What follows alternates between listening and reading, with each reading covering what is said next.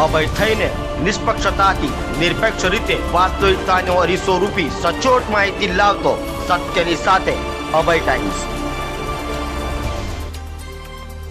LCB zone 4 અને ખટોદરા પોલીસની ટીમે એમડી સાથે 2 ઇસમોને ઝડપી પાડ્યા હતા। No drugs in Surat city અભિયાન સુરત પોલીસ ચલાવી રહી છે, ત્યારે લોકલ ક્રાઇમ બ્રાન્ચ ઝોન 4 અને ખટોદરા પોલીસની ટીમે સંયુક્ત ઓપરેશન પાર પાડી જૂની સબજેલની ગલીમાંથી સંદેશ પ્રેસની ગલીમાં વોચ રાખી ત્યાંથી તોસીફ ખાન, યુનુસ ખાન, બિસ્મિલ્લા ખાન અને અબ્દુલ રહેમાન અબ્દુલ મજીદ શેખને ઝડપી પાડી તેઓ પાસેથી એમડીનો જથ્થો તથા મોપેડ, મોબાઈલ ફોન અને રોકડ સહિત 1,50,000થી વધુની મત્તા કબજે લઈ તેઓ વિરુદ્ધ કાયદેસરની કાર્યવાહી હાથ ધરી હતી। સુરત શહેરમાં નો ડ્રગ્સ ઇન સુરત સિટીનું કેમ્પેનિંગ ચાલી રહેલ છે।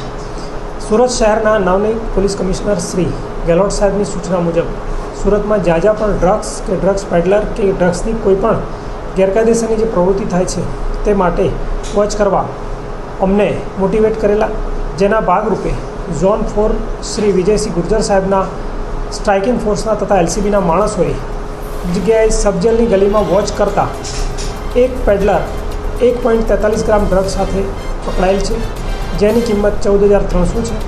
ત્યારબાદ તે ઇન્વેસ્ટિગેશનમાં વધારે આગળ વધતા તોસીફ ખાન નામનો આરોપી પકડાયેલો અને તેની સાથે અબ્દુલ રહેમાન નામનો આરોપી પકડાયો।